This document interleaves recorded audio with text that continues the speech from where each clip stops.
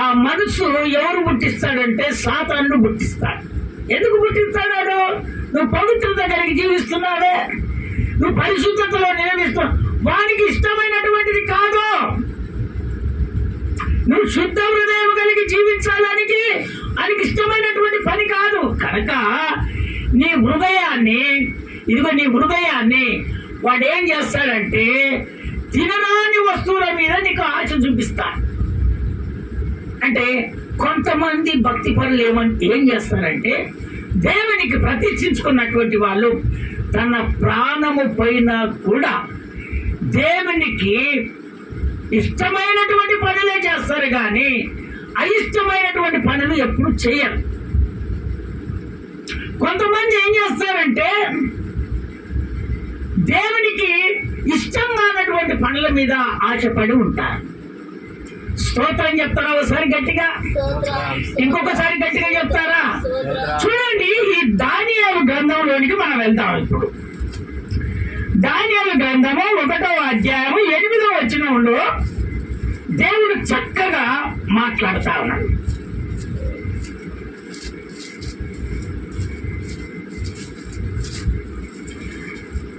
తనను తాను పవిత్రంగా ఉంచుకున్నట్టుకు తన హృదయాన్ని నిశ్చయించుకున్నాడు. అయితే మనం ఏం చేయాలంటే తన హృదయాన్ని నిశ్చయించుకోవాలి. చదువు నాన్న, దానియేలు పుస్తకము 1వ అధ్యాయము 8వ వచనంలో దేవుడు మాట్లాడుతున్నటువంటి మాట. రాజు భుజించు భోజనమును పానము చేయు ద్రాక్షరసమును పుచ్చుకొని తను అపవిత్రపరచుకొనకూడదని దానియేలు ఉద్దేశించి తను అపవిత్రుడు కాకుండానట్లు వాటిని పుచ్చుకొనకుండా సెలవిమ్మని సంపకుల అధిపతిని వేడుకొనగా అట్నే పెట్టుకొని కూర్చో. పవిత్రమైనటువంటి భక్తి చేసే వారికి ఆహార పదార్థములోనే కానీ, పానములో కానీ, ఆహారములో కానీ దేవునికి ఇష్టమైనటువంటి పనులు చేస్తారు తప్ప అయిష్టమైనటువంటి పనులు చేయరు. అక్కడ జరిగింది ఏంటంటే ఇశ్రాయేలు ప్రజలకు వయసులో ఉన్నటువంటి పిల్లలను అందరిని పిలిపించి నా సంపుకునికి చెప్తున్నటువంటి మాట ఏమన్నా చెప్తా, వాళ్ళందరికీ కల్దీల భాష నేర్పు. ఏ భాష? కల్దీల భాష. అంటే మన భాష నేర్పు, సాధారణ భాష నేర్పు అంటున్నాడు. పవిత్రత పోగొట్టాలి వాళ్ళది, వాళ్ళ పవిత్రత పోగొట్టాలి, మన భాష నేర్పాలి. మన భాష నేర్పితే వాడు మన వైపుకు ఉంటాడు. అందుకనే అక్కడ రాజు 3 సంవత్సరముల వరకు నేను తింటున్నటువంటి భోజనము, నేను తాగుతున్నటువంటి ద్రాక్ష రసాన్ని ఈ 3 సంవత్సరములకు ఈ యవనస్తులకు ఇదే ఆహారం పెట్టాలని రాజు ఆర్డర్ చేశాడు. స్తోత్రం చెప్తారా? ఒకసారి గట్టిగా, ఇంకొకసారి గట్టిగా చెప్తారా? ఈ 3 సంవత్సరాలు తిన్న తర్వాత వాళ్ళని నా దగ్గరికి వచ్చి నిలబెట్టాలి, కలిగిన భాషను వాళ్ళకు నేర్పాలి అని రాజు ఆ శాసనాన్ని రిజ్యూ చేయగా అక్కడ ఉన్నటువంటి నసంపకుడు అందరినీ పిలిపించేసి, ఇదిగో మీరు రాజు తింటున్నటువంటి ఆహారం తినాలి, రాజు తాగుతున్నటువంటి ద్రాక్షరసము 3 సంవత్సరాలు మీరు తాగాలి. ఇది రాజు నిర్ణయించిందనంటే అప్పుడు పవిత్రత కలిగి జీవిస్తున్నటువంటి అక్కడ దానియేలు ఉన్నాడు. స్తోత్రం చెప్తారా ఒకసారి గట్టిగా? ఇంకొకసారి గట్టిగా చెప్తారా? దానియేలుకు 3 స్నేహితులు ఉన్నారు. ఎంతమంది ఉన్నారు? 3 స్నేహితులు ఉన్నారు. ఆ 3 పేర్లు ఏంటంటే షడ్రక్, మేషక్, అబేద్నెగో. ఈయనతో పాటు ఈ 4 పవిత్రత కలిగి జీవిస్తున్నటువంటి వాళ్ళు అందులో ఉన్నారు. అయితే దానియేలు చెప్తున్నాడు, ఏమని చెప్తున్నాడో తెలుసా? అయ్యా, మేము రాజు భుజించే ఆహారాన్ని మేము తినం,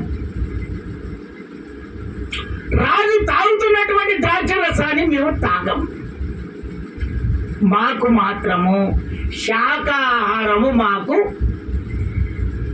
పెట్టండి ఈ 3 సంవత్సరాలు. అయితే అక్కడ ఉన్నటువంటి నరసంపకుడు ఏమంటున్నాడు తెలుసా? ఆ నరసంపకుడు ఏమంటున్నాడంటే, ఇదిగో దానియేలు, ఒకవేళ ఈ ఆహారమును తినకపోతే రాజు దగ్గర నాకు మరణమే తప్ప ఇంకొకటి లేదు, నాకు ఈ కొలువు నుంచి నేను దూరం అయిపోతాను.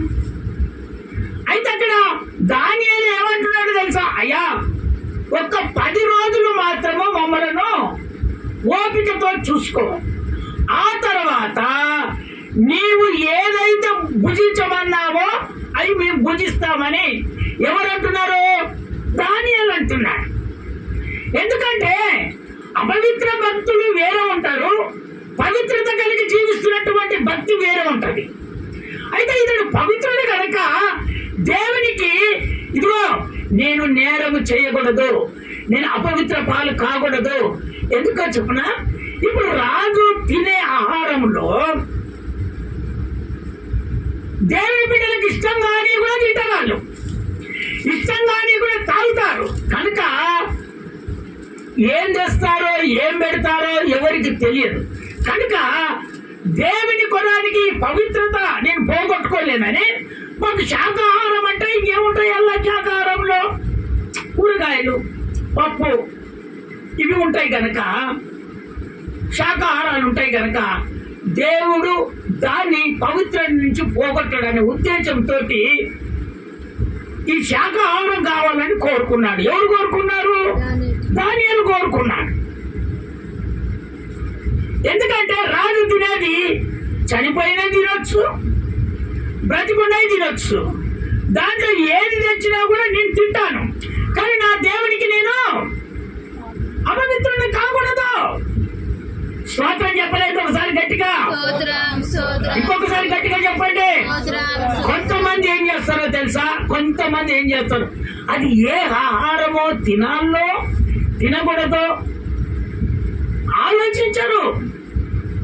వచ్చారా, తెచ్చారా, ఏచుడే ఏచుడే ఏచుడే ఏచుడే ఏచుడే. వాళ్ళు చూడు, దేవుని కొరకు నిలబడినటువంటి వాళ్ళు ఆ శుద్ధ హృదయం కలగజేయమన్నప్పుడు ఆ శుద్ధ హృదయం కలగజేసినటువంటి దేవునికి ఒక తీర్మానం చేసుకున్నారు. ఏమైనా తెలుసు, నా పవిత్రత నేను పోగొట్టుకోకూడదు దేవుని దగ్గర. ఆ తీర్మానం చేసుకొని అపవిత్ర పాలు నేను కాకూడదు దేవుని దగ్గర. అపవిత్రంగా నువ్వు జీవిస్తే నీ కార్యాలు జరగవు. పవిత్రత కలిగి నువ్వు ప్రార్థన చేసినప్పుడే ఆ ప్రార్థనకు విలువ కలుగుతుంది. అపవిత్రంగా ఉండి నువ్వు ప్రార్థన చేసినప్పుడు నీకు ఏది విడుదల కలగదు, ఏ ఆశీర్వాదం నీ ఇంటి దగ్గరికి రాదు, ఏ ఆలోచన పెట్టుకున్నా ఆ ఆలోచన సఫలపరచబడదు. అందుకనే నా ప్రభు అంటున్నాడు, అపవిత్రతంగా నువ్వు జీవించకూడదు, పవిత్రత కలిగి నువ్వు జీవించాలి అని ఆయన తీర్మానం చేసుకొని దేవునికి ఒక నిత్య నిబంధన చేసుకొని, ఇదిగో దేవునికి నేను అపవిత్రత పాలు కాకూడదని, అయ్యా మీరు తీసుకొచ్చినటువంటి ఆహారము నేను తినను, నాకు శాఖ ఆహారము పెట్టమన్నా. ఆ 10 రోజులు 10 దినాలు వాళ్ళందరినీ పరీక్షిస్తారంట. ఈ శాఖాహారం తింటున్నటువంటి మకం అంట ఒక కళ వచ్చిందట. అందరిలో ఈ శాఖాహారం తిన్నటువంటి వాళ్ళకే ఒక కళ వచ్చిందట. ఈ కళ అందరికి రాదు. దేవునికి స్తోత్రం చెప్తారా ఒకసారి గట్టిగా? ఇంకొకసారి గట్టిగా చెప్తారా? కొంతమంది ఉపవాసం ఉన్నప్పుడు కళ ఉంటుంది వాళ్ళ దగ్గర, కొంతమంది ఉపవాసం ఉన్నప్పుడు నీరచిల్లిపోతారు. కొంతమంది కళ ఎందుకుంటుందంటే దేవుని కళ వాళ్ళలోనికి వచ్చేస్తుంది. వాళ్ళు కృషించిపోదు, మనస్సు కృషించిపోదు, వాళ్ళ మతము కృషించిపోదు. ఎందుకు కృషించిపోదు అంటే దేవుడు వాళ్ళలో ఉంటాడు కాబట్టి వాళ్ళు ఒక కళ మాదిరిగా ఊపడతారు. స్తోత్రం చెప్తారా ఒకసారి గట్టిగా? ఇంకొకసారి గట్టిగా చెప్తారా? కొంతమంది ఏం చేస్తారో తెలుసా? వచ్చాడు శుద్ధీకరణకి, కానీ కొంతమంది రాదు. శుద్ధీకరించుకోవద్దు, బలిలో చేయి పెట్టకూడదు. కొంతమంది ఏం చేస్తారో శుద్ధీకరణ కూటానికి వచ్చి జోళ్ళు చెప్పుకుంటారు. ఒకరు ఏ విధంగా ఉన్నారో వాళ్ళు ఆ విధంగా ఉండాలని ఆలోచన చేస్తుంటారు. అంటే ఇది దేవునికి పవిత్రమైనటువంటి భక్తి కాదు. పవిత్రత కలిగి జీవిస్తున్నటువంటి భక్తి ఇదిగో ఇక్కడ దానియేలు చూపిస్తున్నాడు. అందుకనే మనము చేసినటువంటి భక్తి ఎప్పుడైతే మనం ప్రార్థన చేస్తామో ఆ ప్రార్థనకు వెంటనే జవాబు రావాలి. జవాబు రావాలంటే అపవిత్రతగా ఉండి నువ్వు ప్రార్థన చేయొద్దు. పవిత్రత కలిగి నువ్వు ప్రార్థన చేసినప్పుడు ఆ ప్రార్థనకు ఖచ్చితంగా జవాబు దేవుడు అనుగ్రహిస్తాడు. స్తోత్రం చెప్తారా ఒకసారి గట్టిగా? ఇంకొకసారి గట్టిగా చెప్తారా? అప్పుడు వాళ్ళు ఆహారం తిన్నప్పుడు 10 రోజులు పరీక్షిస్తే అందరికన్నా ఇలా ముఖంలో కళ వచ్చేసిందట. ఆ తర్వాత ఏమైపోయిందో తెలుసా? ఆ 3 సంవత్సరాల తర్వాత 1వ అధ్యాయం 20వ వచనం చదువు నాన్న. 20వ వచనం చదువు. రాజు వీరి యొద్ద విచారణ చేయగా, చూడు వాళ్ళ వద్ద విచారణ చేయగా జ్ఞాన వివేకములు గల సంబంధమైన ప్రతి సంబంధము కలిగిన ప్రతి విషయములో వీరు తన రాజమంతటను నుండు శకునగాండ్లను కంటేను, తన రాజమంతట శకునగాండ్ల కంటే గాడిద విద్యల వారి కంటే 10 అంతులు శ్రేష్ఠులను తెలియబడెను. శ్రేష్ఠులన్నీ తెలియపరిచారు. స్తోత్రం చెప్తారా ఒకసారి గట్టిగా? ఇంకొకసారి గట్టిగా చెప్తారా? అందుకని దేవుడు బిడ్డలారా అక్కడ మళ్ళీ ఒకసారి రిపీట్ చేయి. ఆ మాట రిపీట్ చేయి. అండర్గ్రౌండ్ చేసుకోండి. ఆ మాట అండర్గ్రౌండ్ చేసుకోండి. మళ్ళీ చదువు. ఆ మాట చదువు. రాజు వీరి మధ్య విచారణ చేయగా 3 సంవత్సరాలు అయిన తర్వాత రాజు విచారణ చేస్తున్నాడు. జ్ఞాన వివేకములు గల సంబంధమైన ప్రతి విషయములలో వీరు తన రాజమంతట నుండు శకునగాండ్ల కంటే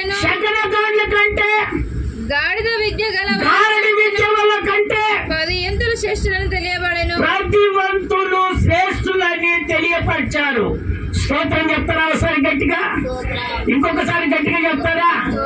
గారడి విద్యాలంటే ఎవరు? మాంత్రికులు. గారడి విద్య అంటే ఎవరు? మంత్రాలు చేసేవాళ్ళు. ఇంకేముంది అక్కడ? అమ్మా శకునగాండ్లు అంటే శకునాలు చూసేవాళ్ళు. వీళ్ళు మాంత్రికులే. ఇప్పుడు వీళ్ళకన్నా ఎక్కువ జ్ఞానం ఎవరి దగ్గర ఉన్నది? శ్రేష్ఠులు. అమ్మా పవిత్రత కలిగి జీవించిన వారికే అంత విలువైనటువంటి దేవునికి ఇష్టలుగా బ్రతుకుతారు. నీ మంత్రము తంత్రం యంత్రము పవిత్రత కలిగి జీవిస్తున్నటువంటి పరిశుద్ధుని దగ్గర ఏమి పని చేయవు. స్తోత్రం చెప్తారా ఒకసారి గట్టిగా? కొంతమంది మాటకారులు ఉంటారు. నేను ఏం చేస్తానంటే ఏదో ఒక రకంగా ఆ మాటల ద్వారా తారుమారు చేస్తారు. కానీ పవిత్రత కలిగి దేవుని కొరకు తన ప్రాణాన్ని చంపుకొని నిలబడితే ఇదిగో వాళ్ళందరిలో దేవుడు నిన్ను ఇష్టడుగా నిలబెట్టుకుంటాడు. స్తోత్రం చెప్తారా ఒకసారి గట్టిగా? ఇంకొకసారి గట్టిగా చెప్తారా? నిన్ను చూసి మాత్రుడు పారిపోతాడు. గారడి విద్య నిన్ను చూసి దూరం అయిపోతే పెట్టినారా? చక్రగారు నిన్ను చూసి దూరం అయిపోతారు. కారణం ఏంటంటే నీ భక్తి పవిత్రతంగా ఉంది గనక, దేవునికి ఇష్టంగా నీ భక్తి ఉంది గనక, ఇదిగో ఏ అనారోగ్యము దేవుడు రానియాడు, ఏ సమస్య నీ దగ్గరికి రానియాడు, ఏ ఆలోచన చెడు ఆలోచన నీ దగ్గరికి నా దేవుడు అసలు రానియాడు. ఎందుకో నువ్వు పవిత్రత కలిగి జీవిస్తున్నావు. అందుకనే ఆత్మీయతంగా నువ్వు ఎదగాలని దేవుడు కోరుకుంటున్నాడు. ఇప్పుడు ఎవరు ఆత్మీయతంగా ఎదిగారు? అమ్మ ఎవరు చెప్పలేదే. దానియేలు ఆత్మీయతంగా ఎదిగాడు కనుక అక్కడ ఉన్నటువంటి తన స్నేహితులు కూడా ఇదిగో ఒక జ్ఞానుల మాదిరిగా ఆ దేశమంతా తేర చూస్తే వీళ్ళే దేవునికి ఇష్టలుగా పడ్డారు. అందుకనే చకనగాళ్ళ కంటే విటులరా మాంత్రికుల కంటే ఇదిగో విలువైనటువంటి ఇదిగో పవిత్రులని ఇదిగో దేవుడు కోరుకున్నాడు. స్తోత్రం చెప్తారా ఒకసారి గట్టిగా? అందుకనే నా ప్రభు దగ్గర అంత ఆత్మీయత కలిగి నువ్వు వెదిగితే నీ కార్యాన్ని నా దేవుడు ఖచ్చితంగా చేస్తాడు. దేవుని బిడ్డలారా, నువ్వు ఎక్కడైతే పైన నెలకెళ్ళి ఈ నెల వరకు అపవిత్రంగా దేవునికి నువ్వు జీవించావేమో, నా ప్రభు ఇప్పుడు చెప్తున్నాడు, ఆ అపవిత్రతను తీసివేసి నేను పవిత్రంగా జీవిస్తానని ఇప్పుడు నువ్వు తీర్మానం చేసుకుంటే ఇదిగో గారడి విద్య నేను చూసి పారిపోద్ది. స్వాతంత్రం చెప్తారా ఒకసారి గట్టిగా? శేఖరకాలు నిన్ను చూసి దూరం అయిపోతారు, మాంత్రికుడు నిన్ను చూసి దూరం అయిపోతాడు, సాతాను నిన్ను చూసి దూరం అయిపోతే నిన్ను చూడగానే ఇదిగో నిన్ను అణిచివేసేవాడు నిన్ను చూడగానే దూరం అయిపోతాడు. స్తోత్రం చెప్తారా ఒకసారి గట్టిగా? ఇంకొకసారి దేవుడు మాట్లాడుతున్న ప్రతి మాట నెరవేర్పు ఖచ్చితంగా జరుగుతుంది. నువ్వు పవిత్రతగా ఉండా, నీకు అనారోగ్యం దేవుడు రానియడంతే. పవిత్రత భక్తి కలిగి నువ్వు జీవించు, నీ కార్యము జరగకుండా నా దేవుడు చేయడు. ఖచ్చితంగా దేవుడు కార్యం చేస్తాడు. స్తోత్రం చెప్తారా ఒకసారి గట్టిగా? ఇంకొకసారి గట్టిగా చెప్తారా? చదవండి, లూకా సువార్తలో ఒక మాట చెప్తున్నాడు దేవుడు.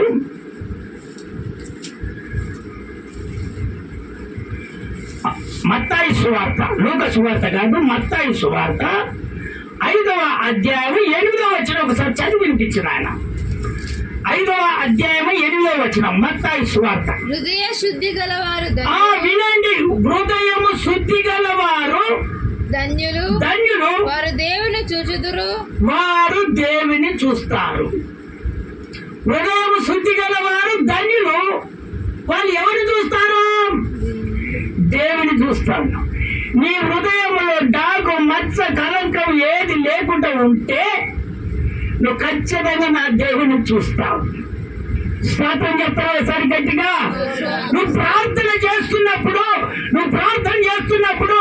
దేని కొరకు నువ్వు ప్రార్థన చేస్తున్నావో ఆ ప్రార్థనకు విలువైనటువంటి జవాబు దేవుడు ఖచ్చితంగా అనుగ్రహిస్తాడు.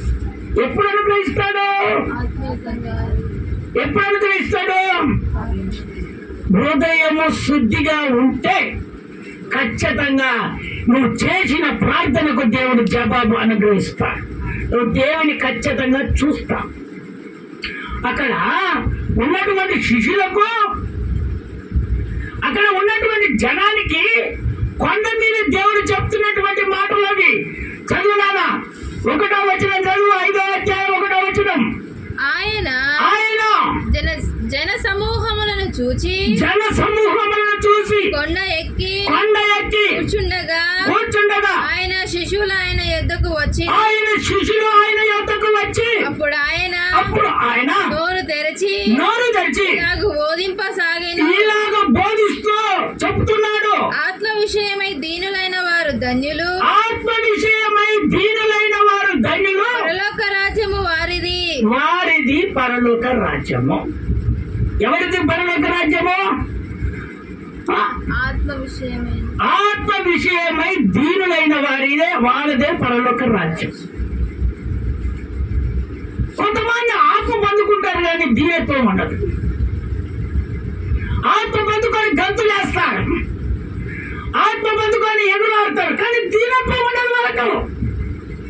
అందుకనే దీనత్వం ఉండాలి, తగ్గింపు జీవితం ఉండాలి. ఎప్పుడైతే తగ్గింపు జీవితం కలిగి ఉంటావో నా దేవుని రాకడంలో నువ్వు ఎత్తబడతావు. స్తోత్రం చెప్తారా ఒకసారి గట్టిగా? ఇంకొకసారి గట్టిగా చెప్తారా? అందుకనే శుద్ధ హృదయం కలిగినటువంటి వారు ఖచ్చితంగా నా దేవుణ్ణి చూస్తారు.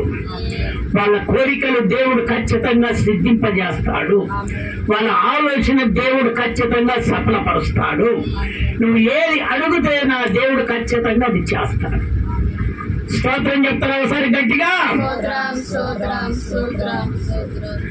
అది రెండవదిగా అంతరంగంలో స్థిరమైనటువంటి మనసు నూతనంగా పుట్టించుమని ప్రార్థన చేస్తున్నా. అయితే నా ప్రభు చెప్తున్నటువంటి మాట, అంతరంగములో స్థిరమైనటువంటి మనసు నూతనంగా నీకు ఇస్తానని దేవుడు చెప్తున్నాడు. ఇప్పుడు నీ అంతరంగం స్థిరమైన మనసు. కొంతమందికి స్థిరమైనటువంటి మనసు ఉండదు. దేవుడు నాకు చేస్తాడని అంతరంగములో విశ్వాసం ఉండదు. పైనటువంటి విశ్వాసం ఉంటుంది, కానీ హృదయములో స్థిరమైనటువంటి మనసు ఉండదు కొంతమందికి. దేవుడు నాకు ఖచ్చితంగా చేస్తాడు అని స్థిరమైనటువంటి మనసు కొంతమందికి ఉండదు. కానీ నా దేవుడు అంటున్నాడు, ఇప్పుడు నువ్వు విశ్వసిస్తే, నువ్వు విశ్వాసంలో ఉంటే, నువ్వు నమ్మితే ఖచ్చితంగా నీ స్థితి మార్చబడుతుంది అని దేవుడు చెప్తున్నాడు. నూతనంగా నీ స్థితి ఈ విధంగా ఉండదు, నూతనముగా మార్చబడుతుంది. నువ్వు ఆశీర్వాదం కొంచెమే ఉంది కదా, ఇంకా ఆశీర్వాదంలోనికి దేవుడు తీసుకొని వస్తాడు. కొంచెం తెలివితేటల్లో ఉన్నావు కదా, ఇంకా తెలివితేటలు దేవుడు నీకు అనుగ్రహిస్తాడు. ఇదిగో నిన్ను నూతనమైనటువంటి మనసులోనికి దేవుడు తీసుకొని వస్తాడు. స్తోత్రం చెప్తారా ఒకసారి గట్టిగా? ఇంకొకసారి గట్టిగా చెప్తారా? ఎప్పుడంటే నీ హృదయంలో స్థిరమైనటువంటి మనసు ఉంటే ఖచ్చితంగా ఏదైనా నువ్వు సాధిస్తావు, ఏదైనా నువ్వు చేయగలుగుతావు. ఫస్ట్ దేవుని మీద స్థిరమైనటువంటి మనసును ఉంచు, నూతనమైనటువంటి ఆ స్థితిలోనికి దేవుడు నేను తీసుకొని వెళ్తాడు. స్తోత్రం చెప్తారా ఒకసారి గట్టిగా? ఇంకొకసారి గట్టిగా చెప్తారా? అది చదవండి దేవుని వాక్యము, చదవండి దేవుని వాక్యము.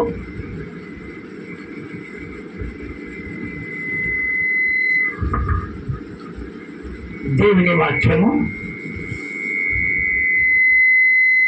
యోబు పుస్తకం 1వ అధ్యాయము 21వ వచనం. నాన్న 1వ అధ్యాయం 21వ వచనం. యోబు పుస్తకం 1వ అధ్యాయం 21వ వచనం. నేను నా తల్లి గర్భములో నుండి దిగంబరినై వచ్చి తిని, దిగంబరై బట్టలు లేకుండా దిగంబరగా వస్తుంది. దిగంబరినై ఎక్కడికి తిరిగి వెళ్ళేదను.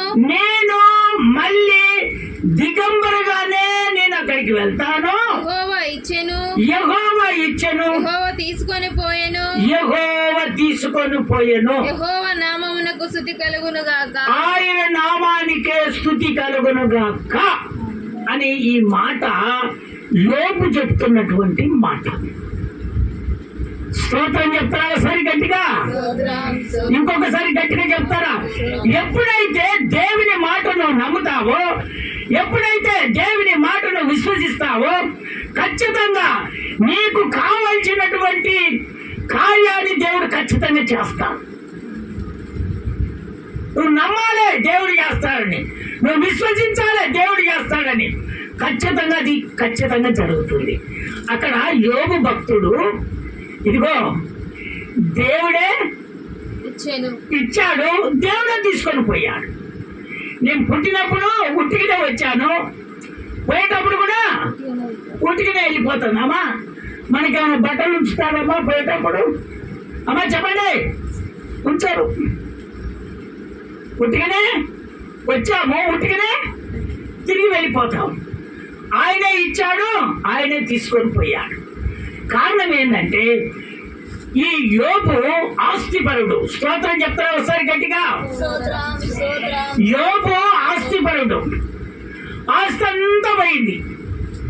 ఆస్తి ఒకటే కాదు, పిల్లలు, వంటలు, ఎద్దులు, గొర్రెలు అన్నీ పోయాయి. అన్ని పోయి ఇదిగో రోగంతో పడి ఉన్నాడు. స్తోత్రం చెప్తారా ఒకసారి గట్టిగా? కానీ ఇంకా దేవుని మీద విశ్వాసం పోవట్లేదు. అన్ని పోయాయి. ఎన్ని పోయాయి? అన్ని ఒకటే రోజు పోయాయి. ఇవన్నీ మళ్ళా ఇంత ఆస్తి అంతా ఎన్ని రోజులు పోయాయి? ఒకటే రోజు.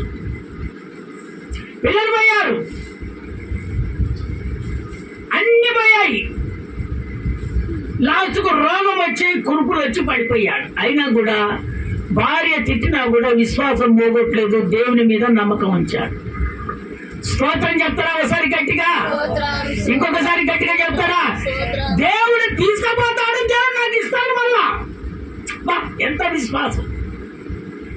అందుకనే యోబు భక్తుల లెక్క మనము విశ్వాసం ఉంచితే, దేవుని మనం నమ్మితే ఖచ్చితంగా దేవుడు మనల్ని ఆశీర్వాదములోనికి దేవుడు తీసుకొని వెళ్తాడు. దేవుని విశ్వసించినటువంటి దేవుని బిడ్డ, నీ ఇంట్లో ఎంత ధనం ఉన్నా ఆ ధనమంతా తరిగిపోయినా కూడా దేవుని మీద విశ్వాసం ఉంచితే అంతకు రెండంతలుగా దేవుడు నీకు సమకూరుస్తాడు. కానీ దేవుని మీద విశ్వాసం ఉంచి నువ్వు దేవునికి వైదొలిగావంటే నీ కార్యాలు జరగవు. నువ్వు తెచ్చుకున్న అప్పు తీరదు, ఇంకా రెండంతలు వడ్డీ పెరుగుతూనే ఉంటుంది. స్తోత్రం చెప్తారా ఒకసారి గట్టిగా? అందుకనే దేవుని బిడ్డలారా, నువ్వు దేవుని మీద విశ్వాసం ఉంచి ఇదిగో ఏ కార్యం మొదలు పెడతావో ఆ కార్యం మొదలుపెట్టు. దేవుడు నిన్ను దీవిస్తూనే ఉంటాడు. స్తోత్రం చెప్తారా ఒకసారి గట్టిగా? ఇంకొకసారి గట్టిగా చెప్తారా? అందుకనే విశ్వాసంలో ఉన్నటువంటి వాళ్ళు, నమ్మిన వాళ్ళు, దేవుని మాట నమ్మినటువంటి వాళ్ళు ఇదిగో వాళ్ళు మాత్రము దేవునికి వ్యతిరేకమైనటువంటి పనులు ఎప్పుడు చేయరు. అంత ఆస్తి పైన కూడా దేవుడు నాకు ఇస్తాడని విశ్వాసంతో ఉన్నాడు.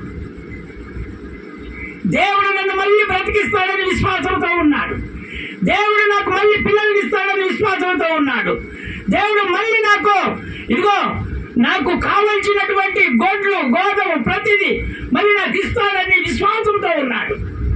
కానీ అన్ని పోగొట్టుకున్నా దేవుని బిడ్డలారా, దేవుని అంగీకరించి అన్ని పోగొట్టుకున్నా దేవుడు ఖచ్చితంగా రెండంతల ఆశీర్వాదం దేవుడు ఖచ్చితంగా ఇస్తాడు. ఈ మాట విశ్వసించి నువ్వు నమ్మిన వెడల నువ్వు అద్భుతం చూతువుగాక. స్తోత్రం చెప్తారా ఒకసారి గట్టిగా? ఇంకొకసారి గట్టిగా చెప్తారా? చదవండి ఆ మాట కూడా మీకు వివరించి చెప్తాను. యోబు పుస్తకం 42వ అధ్యాయము 12వ వచనంలో చదువునానా? 42:12. యెహోవా యోబును మొదట ఆశీర్వదించిన దానికంటే మరి అధికముగా ఆశీర్వదించను. అతనికి 14,000 గొర్రెలను 6,000 ఒంటెలను 1,000 జతల ఎడ్లను 1,000 ఆడగాడిదలను కలిగాయి. అన్ని పోయాయి. ఒక్కొక్క 500 ఉంటే 1000. రెండంతల దీవెనలు దేవుడు మళ్ళీ కలుగజేశాడు. ఎవరికి? యోబుకు. అదే విశ్వాసంలో నువ్వు నిలబడితే, దేవునికి నమ్మకంతో నువ్వు ఉంటే నీకు జరగని కార్యం అంటూ లేదు. స్తోత్రం చెప్తారా ఒకసారి గట్టిగా? ఇంకొకసారి గట్టిగా చెప్తారా? అందుకనే నా దేవుని బిడ్డలారా, దేవునితో నువ్వు విశ్వాసంలో ఉండు. ఖచ్చితంగా నీ అంతరంగములో స్థిరమైనటువంటి మనసు నూతనముగా దేవుడు పుట్టిస్తాడు. స్తోత్రం చెప్తారా ఒకసారి గట్టిగా? నువ్వు నూతనముగా మార్చబడాలి. అదే స్థితిలో ఉండదు. నువ్వు ఇంకా నీ స్థితి అంతా మార్చబడాలి. నువ్వు పవిత్రతగా ఉన్నావా? ఇంకా పవిత్రత కలిగి నువ్వు జీవించాలని దేవుడు కోరుకుంటాడు. కానీ ఆ పవిత్రతను పోగొట్టుకోవటానికి ప్రయత్నం చేయొద్దు. ఎందుకంటే నీ కార్యాలు జరగవు, నువ్వు శుద్ధీకరించబడవు. ఆ విధంగా నువ్వు ఉంటే రేపటి దినాన ఆయన శరీరములో ఆయన రక్తంలో నువ్వు పాలు పంపులు పొందుకోలేవు. కనుక ఒకవేళ దేవునికి ఈ విధంగా నువ్వు ఉన్నావో లేవో, అపవిత్రత కలిగి నువ్వు చూస్తున్నావేమో, దేవుని ఎదుట నిలుమొకాల మీద ఉండి ప్రతి ఒక్కరు ఒక తీర్మానంలోనికి వచ్చేద్దాం. ప్రభు, పోయిన నెలకెళ్ళి ఈ నెల వరకు నేను ఆత్మీయతంగా ఎదగలేదేమో నాయన, కానీ ఇప్పుడు మాత్రము ఆత్మీయతంగా నేను ఎదుగుతానయ్యా. యేసయ్యా, ఒక్క తీర్మానం చేసుకుంటారా? ఇదిగో ఒక భక్తుడు తీర్మానం చేసుకున్నాడు, శుద్ధ హృదయం కలగజేయి ప్రభువా అని ప్రార్థన చేసుకున్నాడు. ఆ ప్రార్థన